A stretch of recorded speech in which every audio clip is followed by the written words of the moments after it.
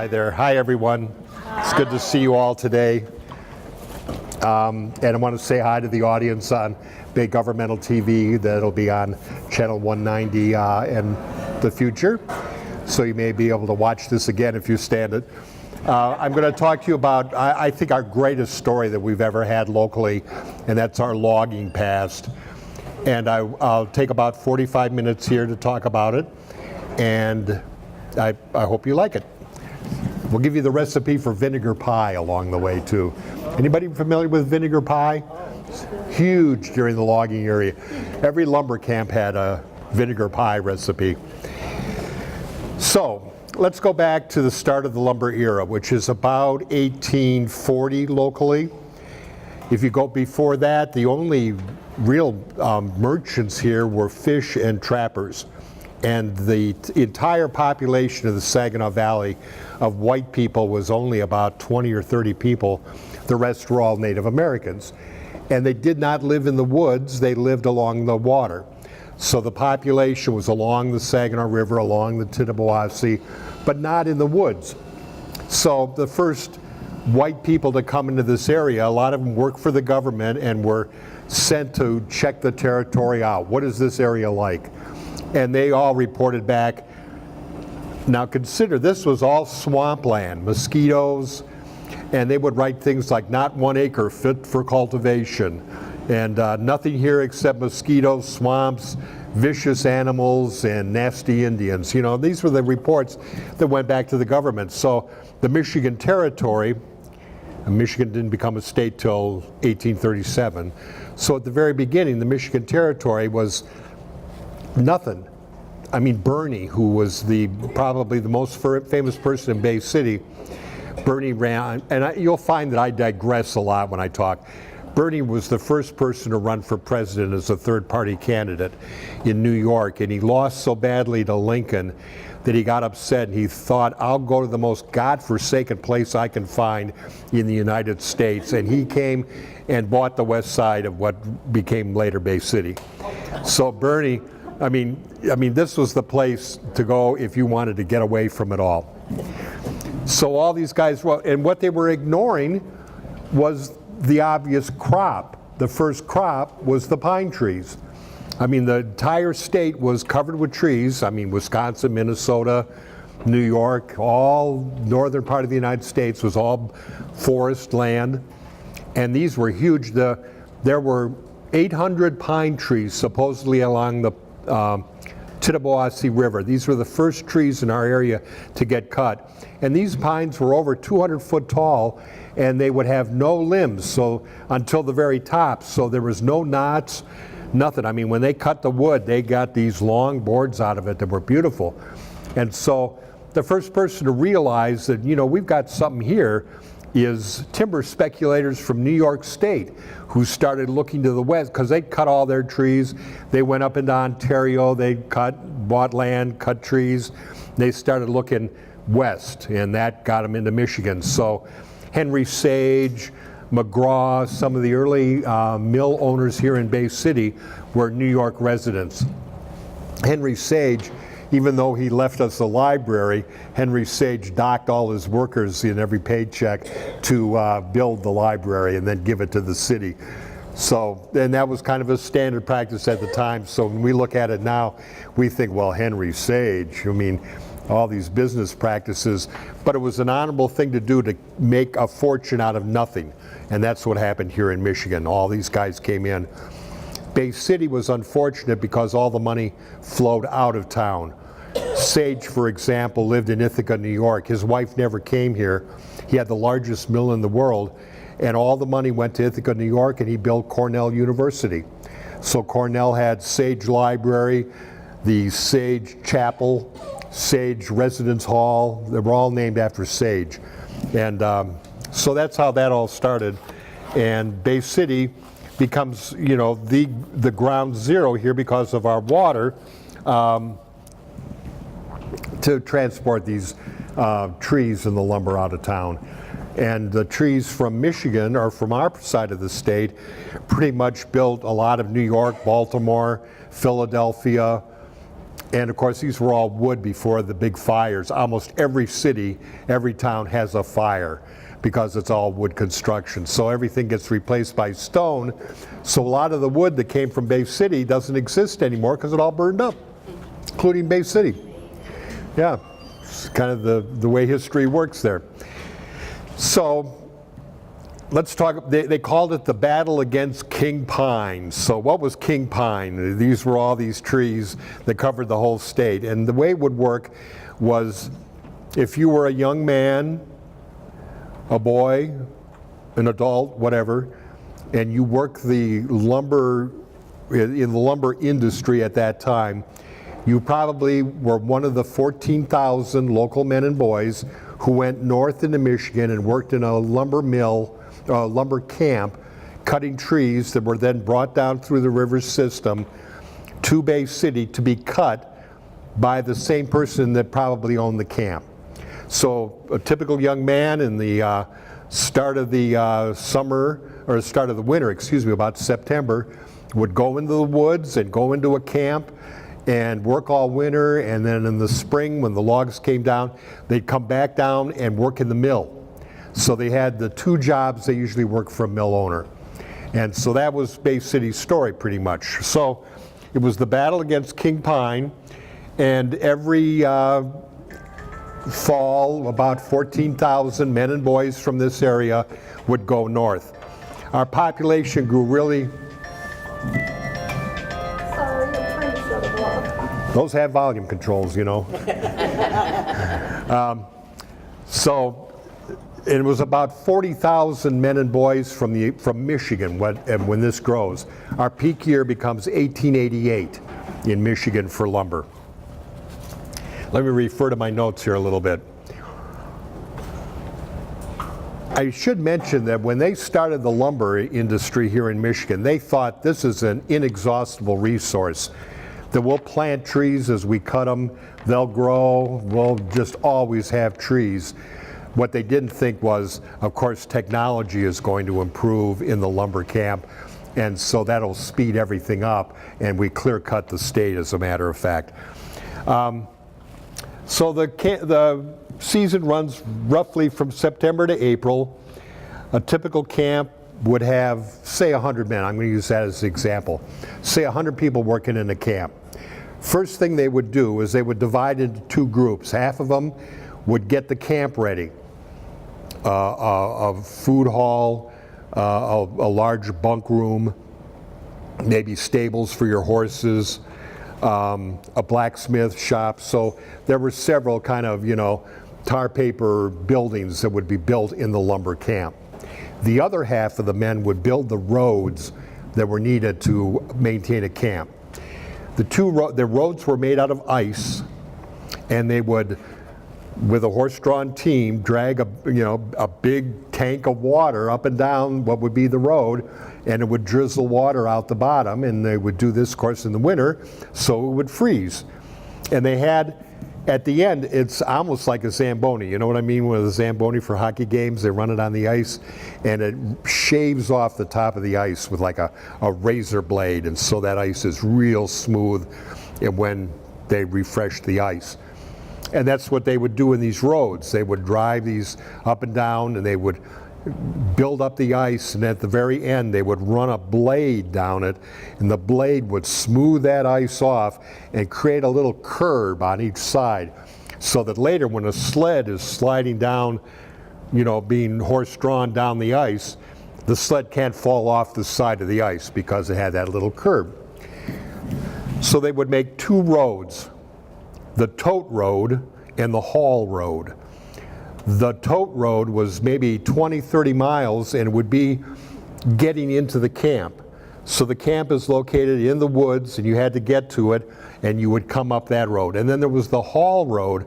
The haul roads were very short, and they were basically getting the trees to the river and stacking them up so in the spring they get rolled into the water. So you've got, so now you got your ice roads done and you're cutting trees. So you'd work 6 days a week. Your day would start at about maybe 4:30 in the morning when you got up, because breakfast was at 5, and by 5:30 you were in the woods. And 2 men with a crosscut saw at that time could cut a trunk 10 feet, a 10-foot trunk, me to you, maybe even a little bit wider. They could cut that tree down in 20 minutes. It's just amazing. By hand. Imagine that. So they cut the tree down, and then the limbers would come in, and the limbers would go along that big tree, and they would cut off all the branches, and they would just leave those there. I'm not going to give you a talk on the Great Forest Fires, but you left the entire state with slashings about this deep. And they were just the branches and the sticks and everything. And of course that led to the big forest fires later in 1871 and 1881 were the big fires. And so they would cut those down, and then you had other guys that would take those trees and cut them into the length that was able to get on the sled, basically, and they would slide these over to the riverbank. The loaders would do that, and then they would stack them up. The pilers would stack up these trees, and then in the spring, when the snow's melting, and they call it the spring rush, when all that water's going downstream, they start throwing the logs into the water, and off they'd go. So these guys would work 6 days. The 7th day was the day of rest, laundry, and dancing. I've read several accounts now that say the top job in a lumber camp was the fiddler, because they all danced competitively. So they would draw straws, and if you were dancing the woman side of a partnership, you had a ribbon that you'd tie on your arm, and the men would dance the men's side of the partnership, and the fiddler would play. Maybe if they had somebody with a little squeeze box, they'd be playing, and they would dance on Sunday. And then this became a competitive thing, and I'll touch on dancing later, but dancing was something that took Sunday. A lot of these guys were not allowed to talk to each other. No women in the camp, no conversation at meals, because the different nationalities start showing up. And if you got Germans and Poles, and they realize by the language, the fights would start, that kind of thing. So they couldn't let on where they were from, basically, because of that. So these guys would work in the woods all winter. Should mention too, teamsters, horse teams to haul things. It was quite an operation. Let me give you and then fresh food is being brought in on that ice road all the time too. So this is 1 week food for a camp of 100 men. 6 barrels of flour, 2.5 barrels each of pork and beef, 8 bushels of potatoes, 3 bushels of onions, a 1/4 barrel of pickles, a barrel of sugar, 25 pounds of tea, 16 pounds of coffee, 50 pounds of butter, 40 pounds of lard, plus dried fruit, sausages, fresh meat, spices, mustard. They were all fresh and being brought in.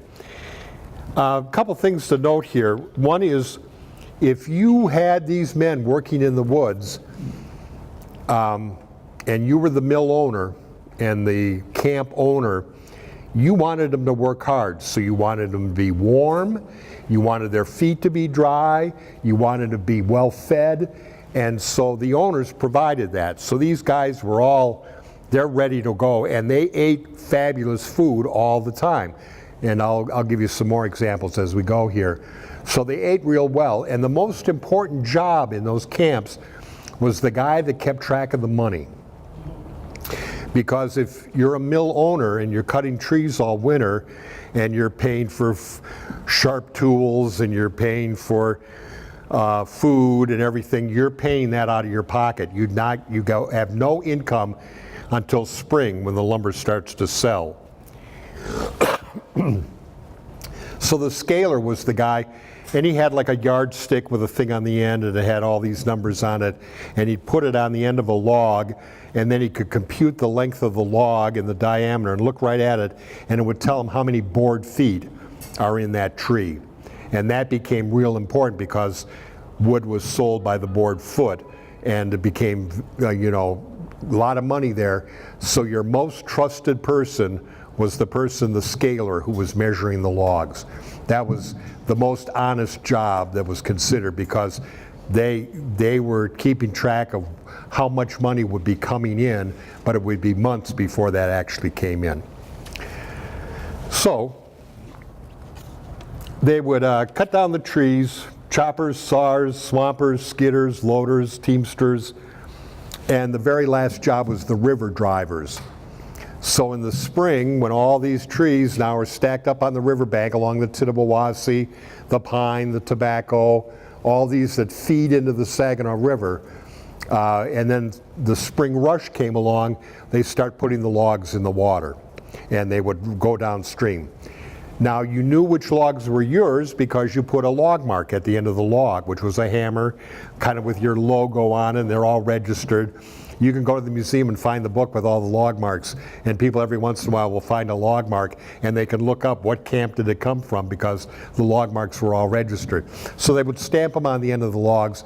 You'll hear that there was a type of rustling where they would cut off the end of the log, put their own stamp on it, but in actuality that didn't happen a lot. There was just too much work. Nobody was faking it. The way they faked it is, if you came in from New York State and you were buying land in Michigan and you bought, say, 40 acres, you bought what was called the round 40.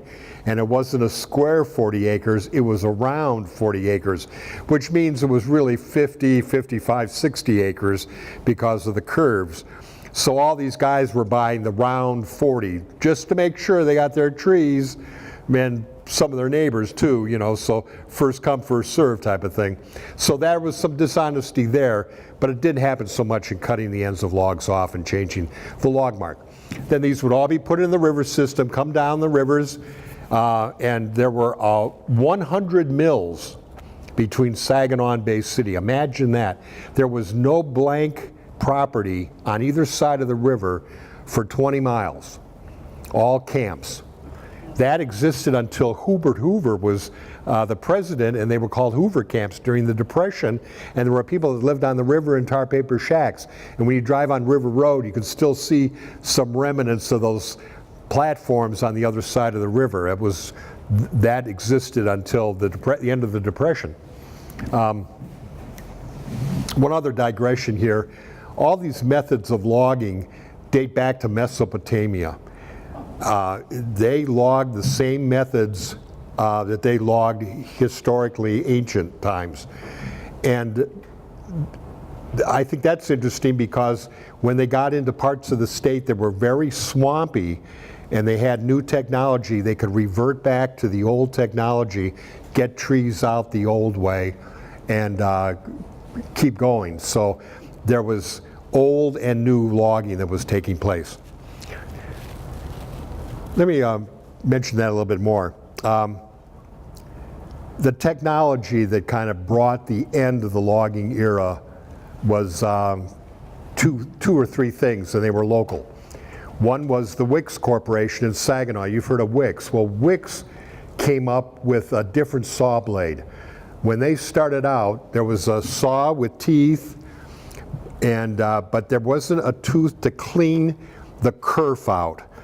Now, when you cut wood, that little slot of wood that's turning into sawdust in your blade is in the kerf. That's that little space that the saw makes when it cuts. So the kerf would clog up, which meant when you were sawing, your saw would bind and you'd have to lift it out, clean the kerf, put it back in, and start sawing again. Wix invented a little hook in the blade that cleaned the kerf. So every pass was cleaning the kerf out, the saw didn't jam. That sped up things immensely. The old lumber camps in Bay City used a big rotary saw. They called them Widowmakers, man killers, because if they hit something in a log and it shattered the metal, it would fly like shrapnel through a mill and people would be killed. And later in my notes I've got how many people got sick, how many were killed each year, that sort of thing. And it's amazing. And there were plenty of people to take those jobs. So if you lost your life in the mill, there was a line ready to, to be hired to replace you. And so it was a sad time. So Wix comes up with that, but remember now we got this big rotary blade spinning. We shove a log into it, a board falls off. We pull the log all the way back, readjust it, push it through the blade again, and every pass you'd cut a board. Wix came up with what was called the band saw, and this was like a blade that was smaller, like a band saw, running this way, and they could make 24 of these saws next to each other in bands. So they would push the log through one time and it would cut 26 boards would fall apart. That sped things up. Getting the trees out of the woods also sped up. Remember, we're using horses to drag these huge logs over to the bank of the river. There were guys that's all they did was move the logs from where they'd been cut to the bank of the river. So there was that was going on too.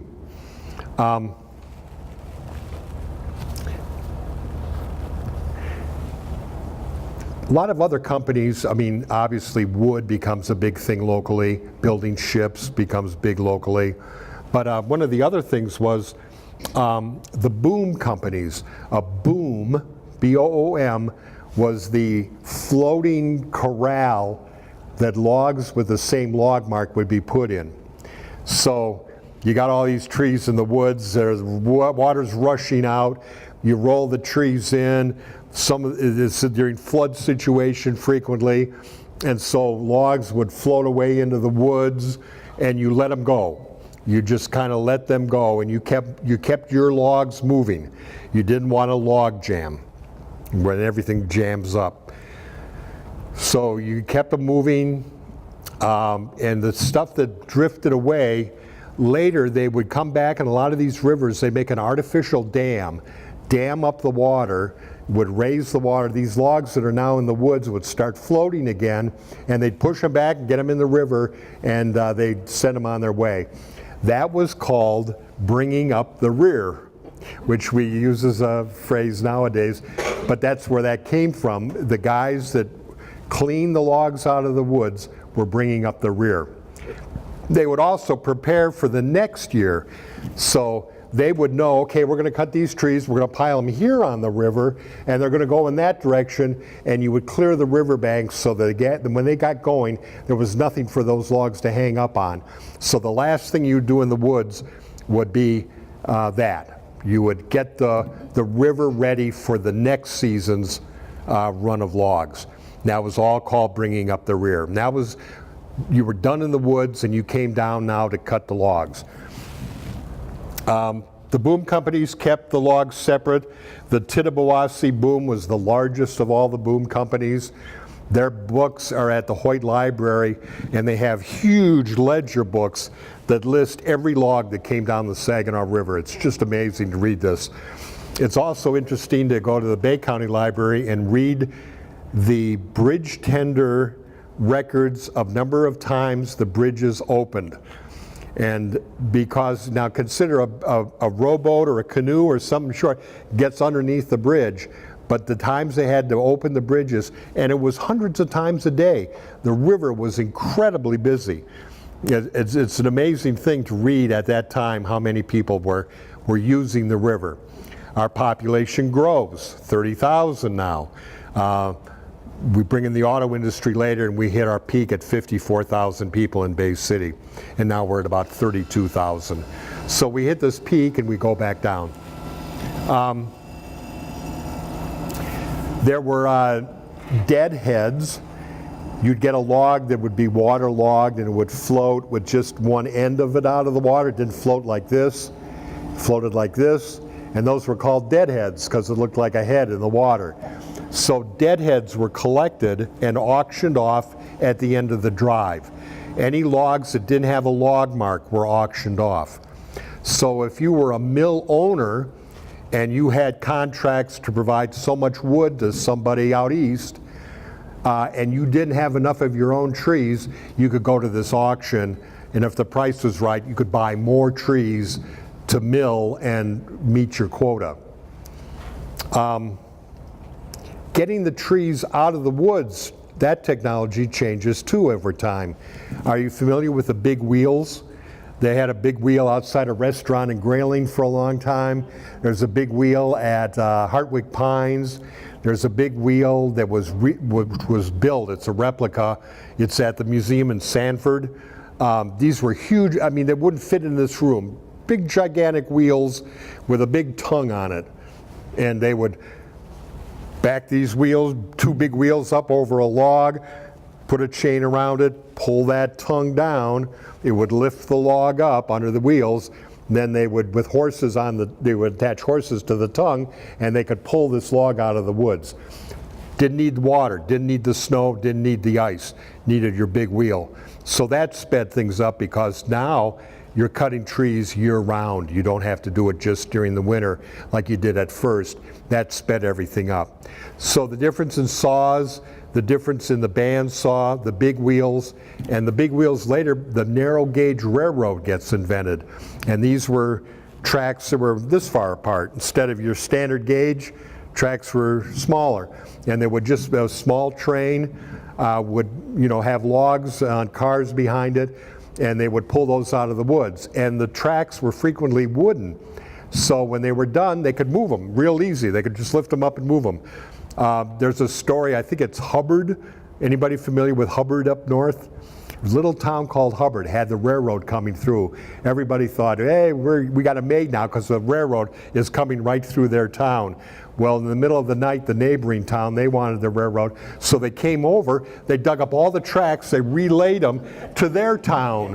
And so the next day, Hubbard becomes a ghost town because now the railroad's going the other direction. That's another story. Food. Lumberjack vinegar pie. Vinegar pie was huge. This was written in 1885 in an article in Chicago about Among the Michigan Pines was the name of the article.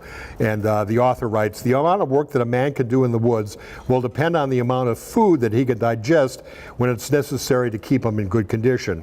These lumbermen are physically strong, but only such can endure the work.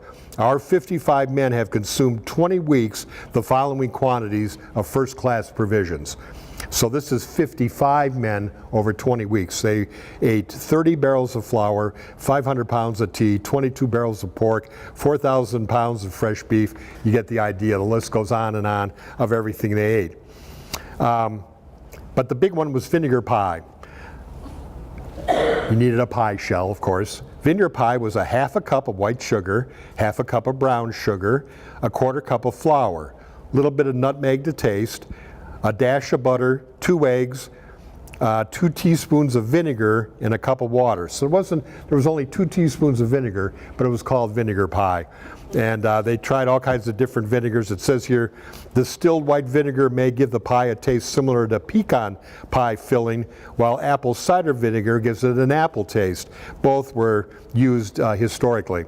The recipe calls for a cup of water, but some have found that a full cup makes the pie a little soupy, so they've used a half cup of water and it's worked better. How about that? Interesting. Vinegar pie. I do not plan on making it. So, let me read you a little bit here. This becomes a big deal, obviously. Millions of dollars are being made. Sage had the largest mill in the world. It's basically the southern part of Vets Park. Basically from the bridge to Hooters was their lumber mill.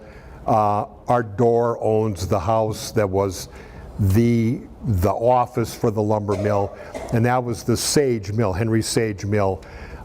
Henry Sage owned most of that side of the river, had company housing, had lots of men working, and that was the west side. Sage later teams up with McGraw, and they built an even bigger mill, again the largest in the world, and that was kind of where James Clements Airport is. So Sage and McGraw, plus all these other guys in the area, are become very wealthy with Michigan trees. And a lot of it, again, goes to New York. So there were newspapers here, and it was quite a sophisticated population. And one of the newspapers, the Lumberman's Gazette, sent a reporter out in 1886 to look at this place, Bay City, and see what it's about. Now remember, at that time, Bay City was the east side of the river. The west side of the river was a completely other community. They didn't merge till 1905. So we're talking about two towns here. So later on, I'm going to give you some numbers. It's east side. West side is a different thing. But somebody comes into town, and first thing he writes about is how he can't figure out why the it wasn't sidewalks, it was wooden plank sidewalks, why they're so chewed up and torn up when the wood on the side of a building was just fine. Why was this surface all ripped up? And it was because these guys were wearing spiked boots, caulks they were called. And a caulk was the spike, like think of a golf shoe or an athletic shoe, and they were for running on logs so you could keep not slip off. So they had the caulks, and that of course chewed it up.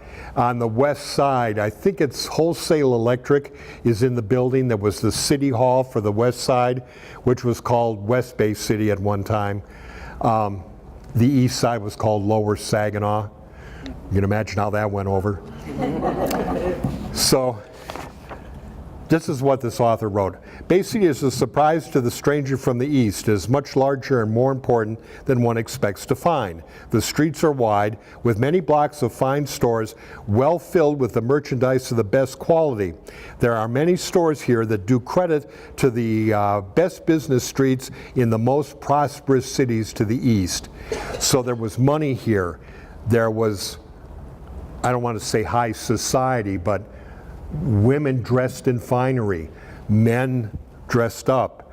This was a very wealthy, affluent community because of lumber. And the article goes on to talk about all the things he found. I mentioned the west side there. I got kind of sidetracked, but the thing about the west side and Wholesale Electric is when you go to the judge's chambers on the upper floor, you can see where a guy was standing in front of the judge because the floor is all chewed up, because he'd be standing there in his caulks, maybe shuffling his feet, and now you can see the damage that was left behind in the attic or the upper floor there at Wholesale Electric. All this went really good until these guys realized, we're not making a lot of money, we're working a lot of hours. When they get down to the mill, they would be working a 12-hour day, 6 days a week. Can you imagine that? Sometimes when I do this talk, I bring along some logging tools, and they're heavy. I mean, they're, pike poles and PVs and stuff are heavy tools. And you think of these guys working, carrying this stuff all day. They worked real hard. And it got to the point where they wanted to work a 10-hour day. We'll take the same pay, we'll still work 6 days a week. We just want to work 10 hours instead of 12. And they called this 10 hours or no sawdust. And they went on strike here in Bay City. It started on the west side in the Sage Mill, July 6th, 1885. So we're not at the peak of the lumber era yet, but they all walk out. And they try to stretch this strike down the river to Saginaw.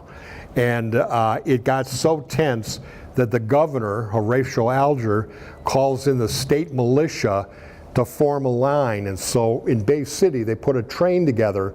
It was all the strikers on flat cars, and they took this train to Saginaw, and the state militia turned the train around.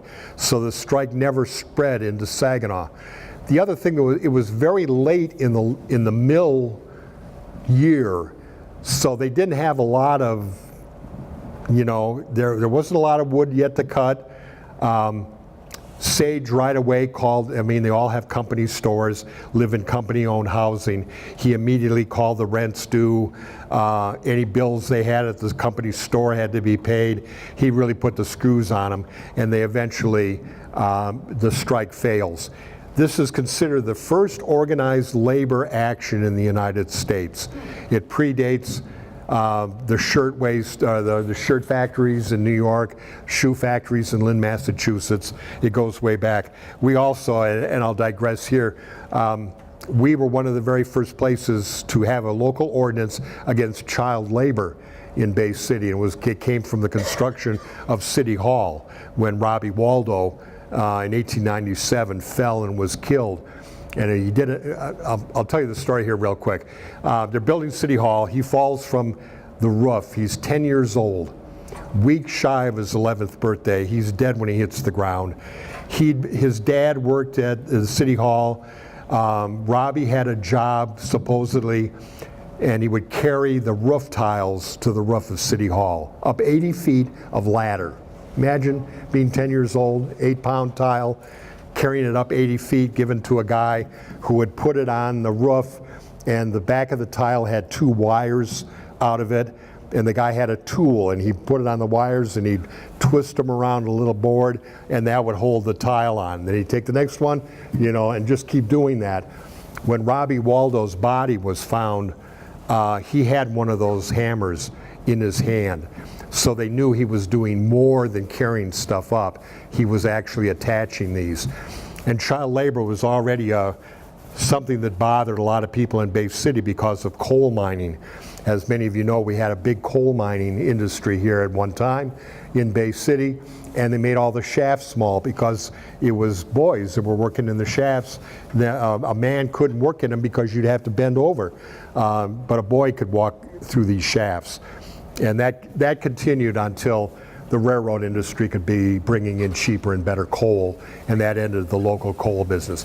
So it was already known about this. Robbie Waldo falls on a Friday. The coroner's inquest is on Saturday. He determines that, yeah, he had this hammer in his hand. He was killed during this work accident. Everybody gets upset. Sunday morning, all the preachers in town, all the churches, they're preaching what had happened, and that Robbie Waldo, the way he had died, and we should do something about that. So that's Sunday. Monday, the city council, it wasn't a commission at that time, they called it the city council. City council meets, and they pass an ordinance unanimously that basically says a child can't be hired to do a man's job. And that was the premise of it. And when that happened, of course,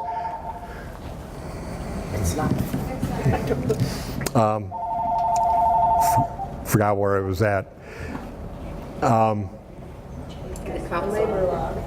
Oh yeah, so he falls.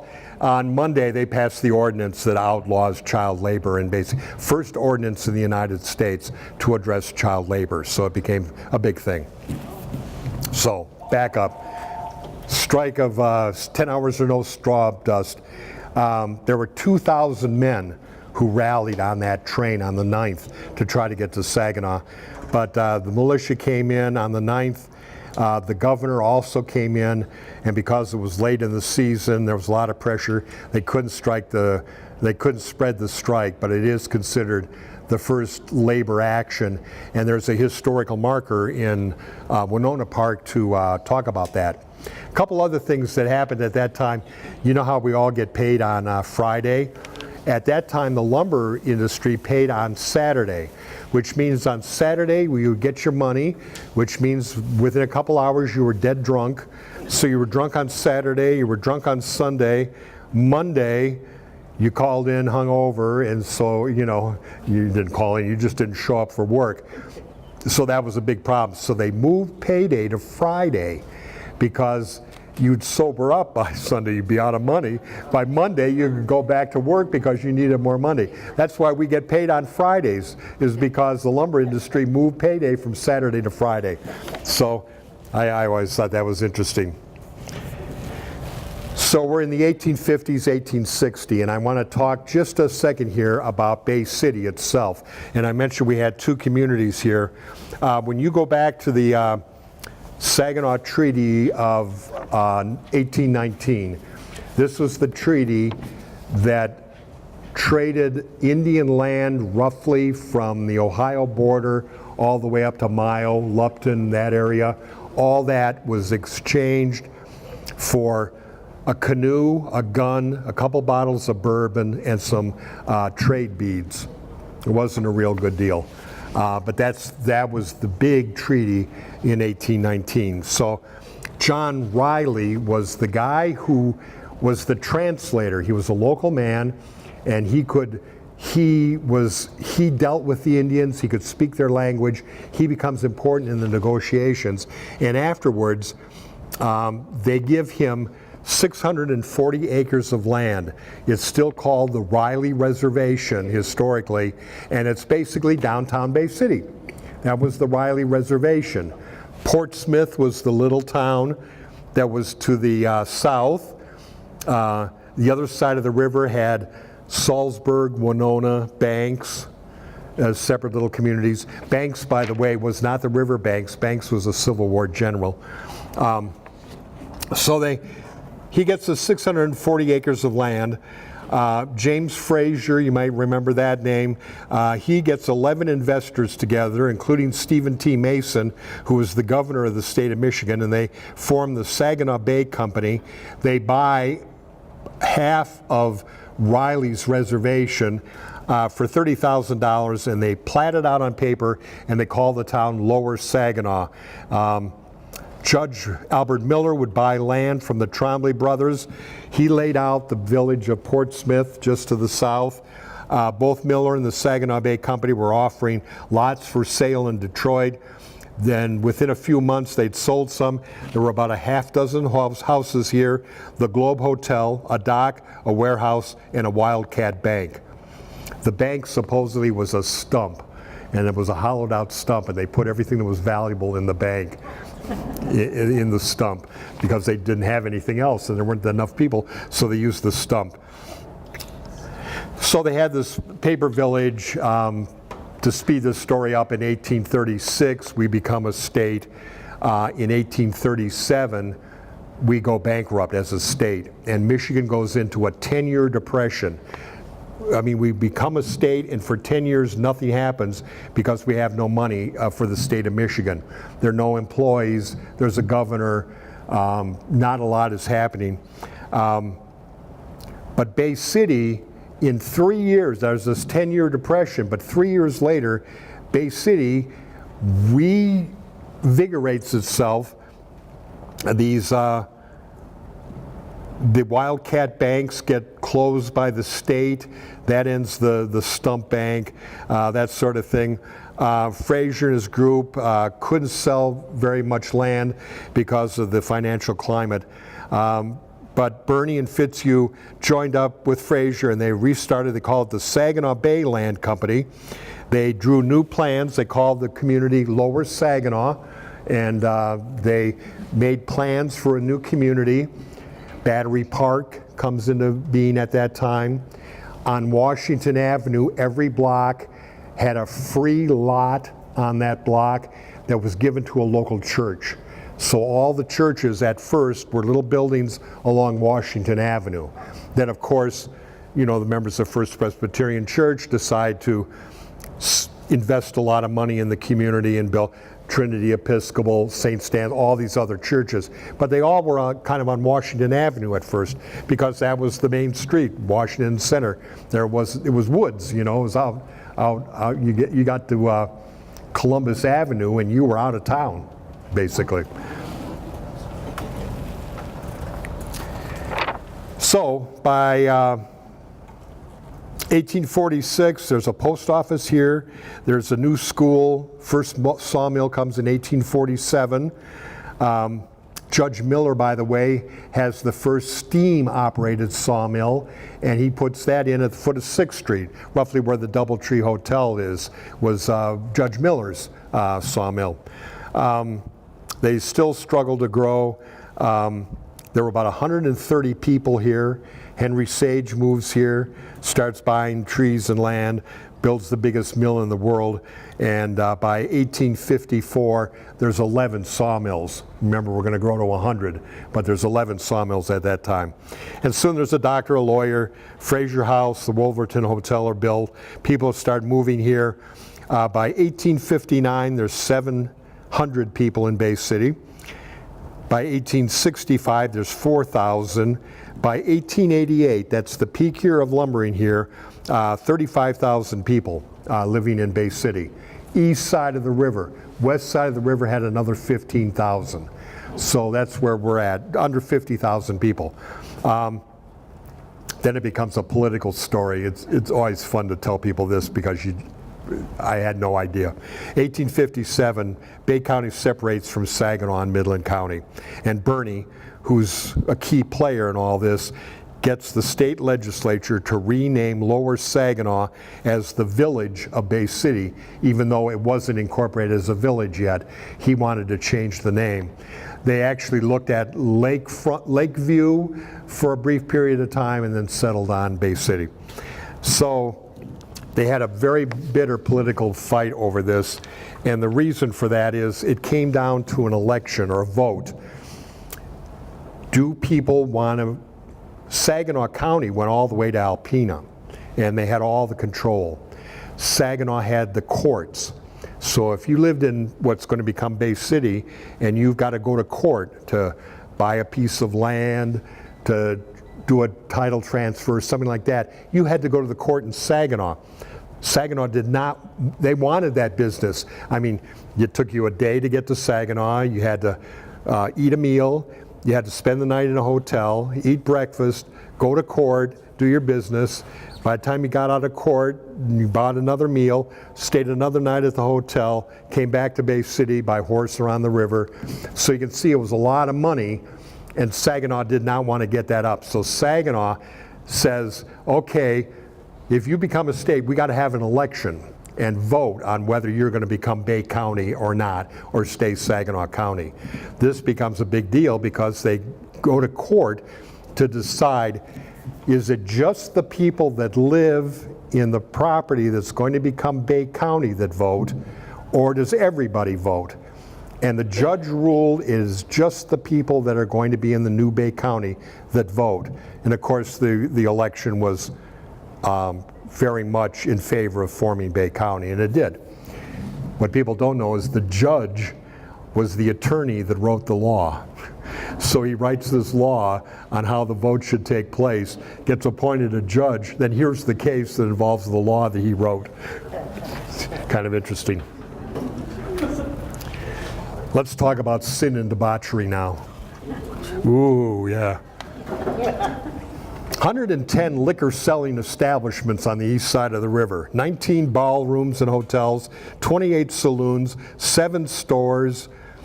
The other side of the river had hotels, saloons. All of this is illegal because Michigan was a dry state at that point. But you think of these guys, they're getting paid one time in the woods up north, and they get maybe $600-700 at that time. That was a lot of money. It is today. They get this money, they would get on the train, they would buy what was called the ticket to hell. And the conductor would sell them some hooch, bad booze at an exorbitant price because these guys had not had anything to drink. So by the time the train gets to Bay City, a lot of the windows would be broken out on the cars. These guys had drank all these bottles, they're drunk and they got all this cash in their pocket. They come spilling out of the train station on Adams Street and right into what becomes known as Hell's Half Mile. Booze, women, gambling. Get that money. That was the name of the game. I want to just let you know that Hell's Half Mile, although it's got all this stories to it, it wasn't the whole Bay City. Much of Bay City is like that account that I read to you in the newspaper, a sophisticated, expensive place that's growing and has all this industry here, and it was a place to be. But at that time, that was not the couple blocks to be. It roughly ran from 3rd Street down to the center. Let me give you some names. These are the women that worked downtown.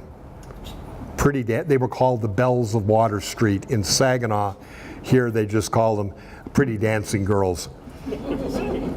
Canada M. Emmeline Baldwin. She may be the ghost that is at Old City Hall.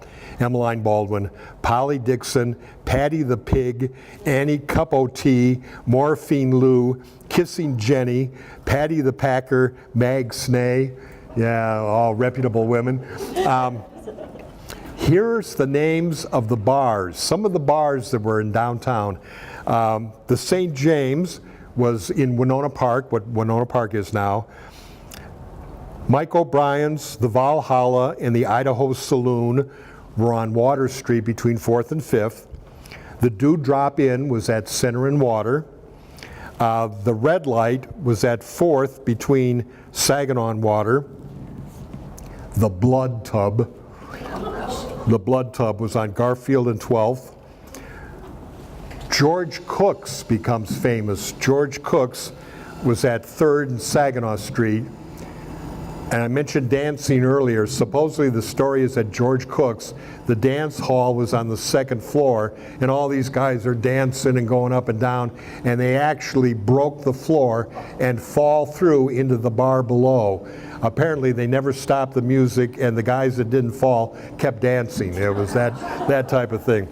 That was at George Cook's. And then the most famous of them was probably Holy Old Mackinac. And as you know, there's a great book about Bay City called Holy Old Mackinac, and it's after that bar.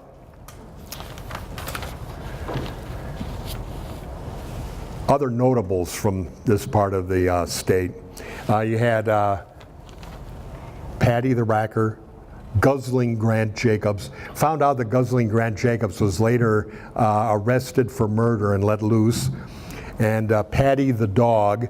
Patty had pit bulls, and he would go into a bar, collect money, and then he would fight his dogs for sport and of course make the money from it. And that was a common thing. You had in Pinconning a couple of brothers that went around with a bear, and they would collect money, and then they would wrestle their bear in your bar, you know, for drinks, that kind of thing. And rat baiting, all those were kind of, I guess they get called blood sports, but those were all big during this era too. So the Catacombs were considered the worst spot. We used to think the Catacombs referred to that area that becomes Hell's Half Mile. Hell's Half Mile was in the 1950s. A newspaperman came up with that name. So we call it Hell's Half Mile, but they didn't, during the lumber era, call it Hell's Half Mile. They call it the Catacombs, and we thought that meant an underground town. But no, I'm told by Steve and Keith at St. Lawrence that the Catacombs was the bar in the basement, and it was called the Catacombs, and then they had retail and then hotel above, and so St. Lawrence was the European hotel historically on what is known as the Bridge Block because of the 3rd Street Bridge there. So the Catacombs was the worst spot.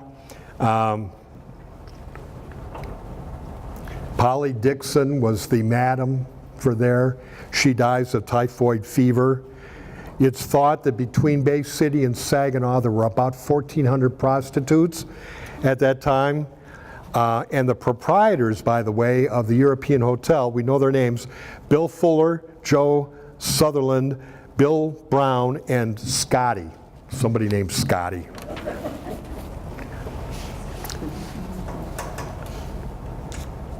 I'm going to go back to the lumber drive now, and the most important part of it, and that's the river drive. It was considered to be the most dangerous job in America. These were the guys, young guys, that would go with the logs down the river, would follow them along.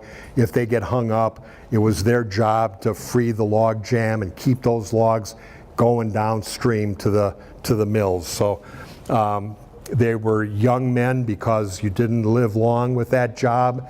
You worked on the logs, and it was a very dangerous job. So we're up about in the early 1880s. This Hell's Half Mile is coming to an end because of what was known as the Red Sash Society. Red Sash Society were men that took a temperance pledge, and they had a red ribbon. So you'll see photos of men in Bay City, and they're wearing the red ribbon. And because of that, about half of these saloons and liquor stores and stuff go out of business in a year So this Hell's Half Mile debauchery period kind of comes to an end because of the temperance movement, and I'll get back to them in a minute. The other people that were notable in Bay City were Vincent Joe Fornear. Vincent Joe Fornear was a real tall man. I think he was 6'7". I'm 5'7", so a foot taller than me. Big burly guy. People did not like Vincent Joe Fornear. He was so mean, and he would fight anybody for King of the Hill type bragging rights.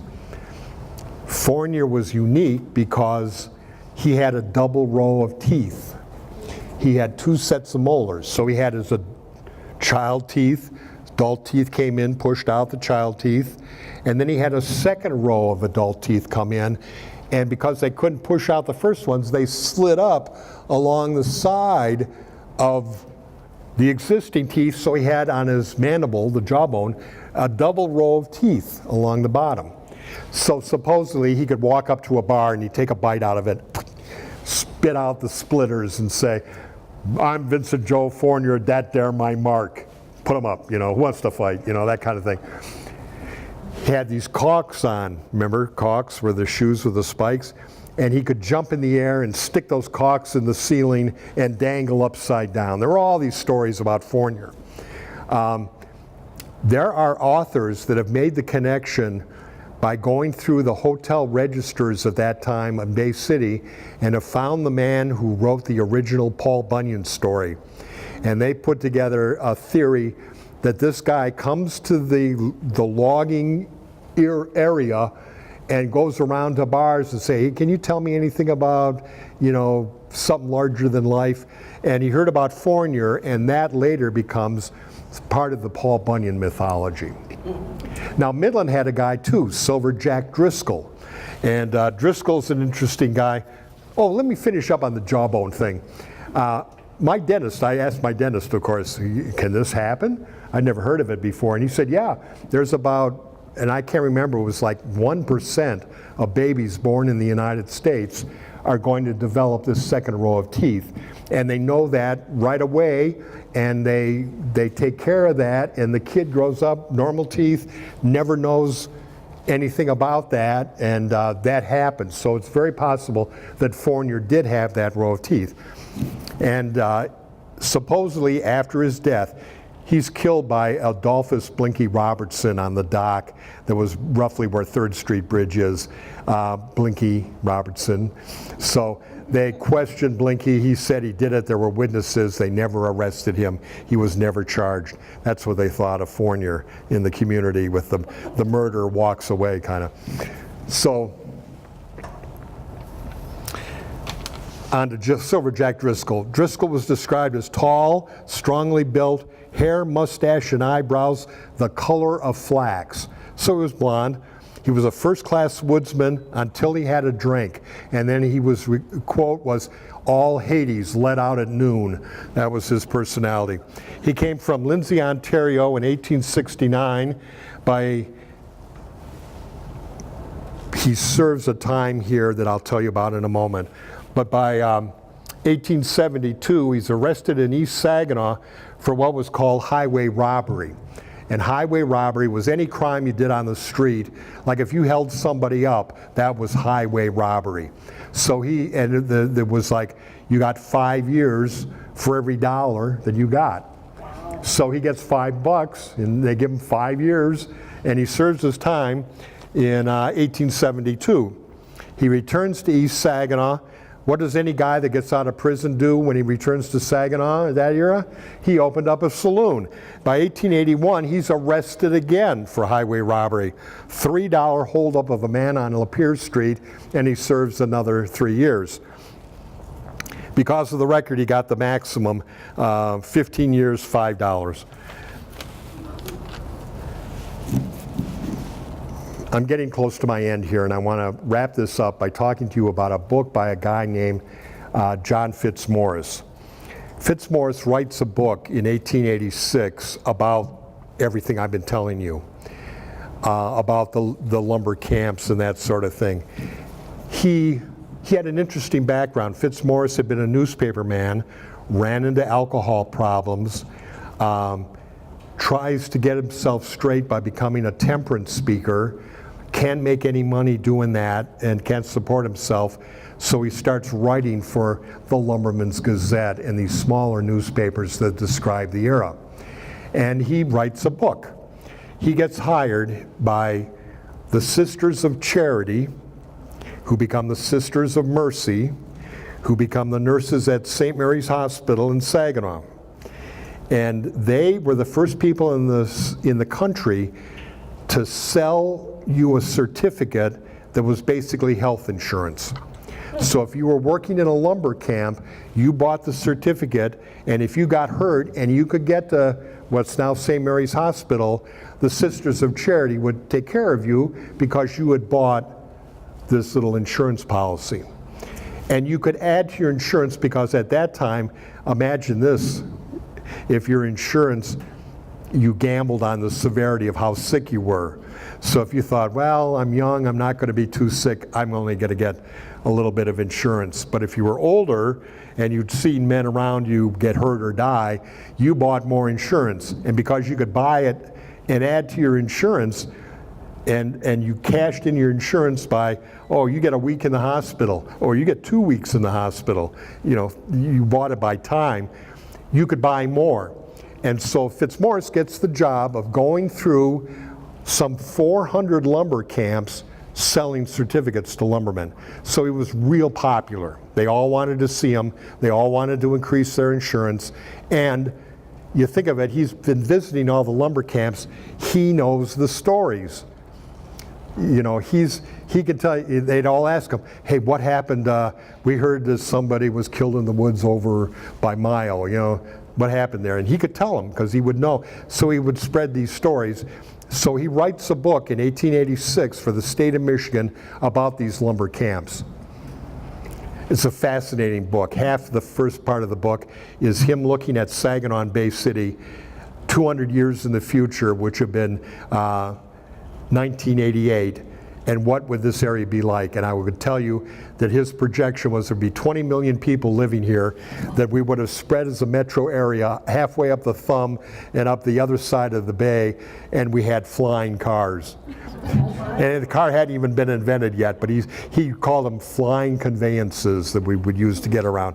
So that was the first part of his book. But the second part of his book was about the stories that were told by him at their request.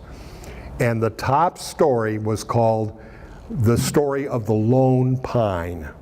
Lone Pine was a hemlock tree which was on the Augrey River up by Augrey. Silver JackDriscoll had witnessed a tragedy that happened on the river that led to the Lone Pine. And what happened, this could be a movie actually. Guy from Bay City, Charlie Monroe. Charlie Monroe was about 26 years old. He was the river boss. He was the river foreman for one of the large mills. He was well-liked, young man, strong, was married, although her parents did not want their daughter to marry a riverman because he wouldn't live very long. He's going to die. Why would you marry him? Kind of thing. They get married in secret. Allie Farnham was her name. And they get married in secret and live in Bay City. So Silver JackDriscoll gets a job working for Charlie Monroe on his crew of men. He's about probably 16 or 17. This is before his arrests for highway robbery. And he was new in the woods. And one morning, Charlie Monroe goes to his men and say, we've got this log jam on the river, 2 million logs, a jam 2 miles long. I need men to go out and clear it, and they got to do it on a Sunday. I told you about Sunday. There were a lot of superstition. You didn't work on Sunday. Sunday was your only day to rest up, do your laundry, dance, all that stuff. So they did not want to do that. So he gets some men.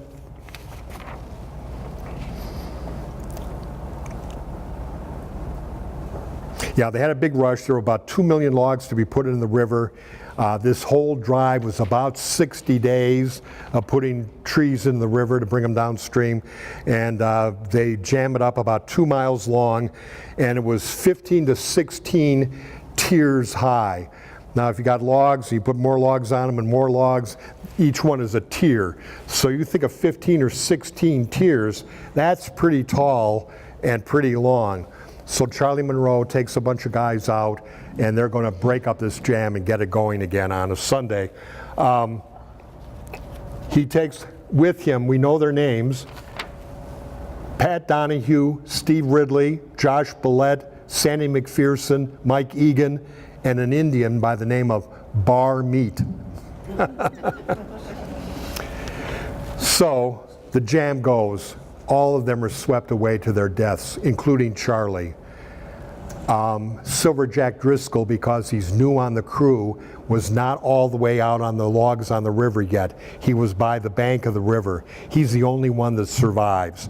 He tells his story directly to this author to write it down, and he puts it in the book, exactly what happened that day as this all, as they are all washed away. Everybody's killed except JackDriscoll. He was inexperienced compared to the others. They find the body, they bring it back to the camp. They have the body laying on the mess hall table, and in the door comes his wife. She has come up on the ice road with the food, and she was just coming up to surprise her husband and see him, walks in to find that he's dead. So you can imagine the tragedy of this, and this becomes known as the story of the lone pine. And they're all buried together under this lone pine that's never cut. So that tree, it's gone now, but that tree existed after the lumber drive. Charlie Monroe's dad comes from New York State, and they I don't want to say dig up, but they take all the bodies back to New York, and they're buried together in Ithaca, New York. And there's a monument there to all these men, and they went back to Charlie's hometown of Ithaca. Some years later, there's a guy I find by the name of Dan Culligan who lives in Roscommon, and he writes this into a song. And I find later, I Google the song and find all these recordings of it. And during the 50s, it was very popular song. And which seems strange, but the Weavers, some of you may remember the Weavers, they were the big folk group. They sang it, they had a hit in America, a record of this song that was written in Roscommon about this event. Now there's a couple things changed in the song. They moved it to the Tittabawassee River from the Au Gres, and they called the song The Jam on Jerry's Rock. Jerry's Rock was a big rock in the Tittabawassee that always hung logs up on it. And there, you know, so there was a place that people knew there were always log jams. But so the author moves the log jam to there. So here's his song, and I'll end here. I'm not going to sing it. Aren't you lucky? Come all you true-born shanty boys, wherever you may be, come sit ye on the deacon's seat and listen unto me. I'll sing the jam on Jerry's Rock, and a hero you should know, the bravest of all the shanty boys, the foreman, young Monroe. 'Twas on a Sunday morning, ere daylight did appear, the logs were piling mountain high, we could not keep them clear. Cheer up, my rivermen, relieve your hearts of woe, we'll break the jam on Jerry's Rock, cried out our foreman, young Monroe. Now some of them are willing, others hid from sight. To break a jam on Sunday they did not think was right, till 6 of our brave shanty boys did volunteer to go and break the jam on Jerry's Rock with our foreman, young Monroe. They had not picked off many logs till Monroe to them did say, I must send you back up the drive, my boys, this jam will soon give way. Alone he freed the key log, and when the jam did go, it carried away in the boiling flood our foreman, young Monroe. The key log, of course, is like pick up sticks. It's the one you move that gets all the others moving. So he found the key log, he pulls it out, and of course they all go. Now, when the boys upped at the camp the news they came to hear, in search of his dead body, down by the river they did steer. And there they found, to their surprise, their sorrow, grief, and woe, all bruised and mangled on the beach, the corpse of young Monroe. They picked him up most tenderly, soothed down his raven hair. There was one among the watchers whose cries did rend the air. The fairest lass of Saginaw, she was actually from Bay City, let tears of anguish flow, but her moans and cries could not awake her true love, young Monroe. The Mrs. Clark, a widow, lived by the river's side. This was her daughter, Monroe's intended bride. So the wages of her perished love the boss to her did pay, and a gift of gold was sent to her by all the Shanty boys the next day. When she received the money, she thanked them tearfully, but it was not her portion long on the earth to be. For it was just 6 weeks or so when she was called to go, and the Shanty boys laid her to rest by the side of young Monroe. They decked the graves most decently. 'Twas on the 4th of May. Come all ye true-born Shanty boys, and for a comrade pray. Engraven on a hemlock tree, which by the beach did grow, are the name and the date of the mournful fate of our foreman, young Monroe. Again, a Bay City story. Fitzmaurice writes this book for the state of Michigan. It's published in Sheboygan.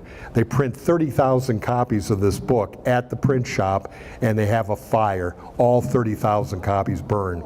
They were able to print another copy, get it to the state of Michigan, and it sat in the state of Michigan until the 1930s. Someone ran into it, republished Fitzmaurice's book. It didn't sell a lot, so you have to go to a library that has it to find it. It's just not out there. And that's how that story got out. Young Monroe, it's interesting, the song spells him M-U-N-R-O, but history spells him M-O-N-R-O-E, Monroe, so there's two different ways there. And they moved this, the song moves it all to Saginaw, but it was on the Augrey River and Bay City people that did this. So that's my kind of talk about logging. And thanks a lot for the invitation and your attention, and enjoy the rest of your day. Thank you.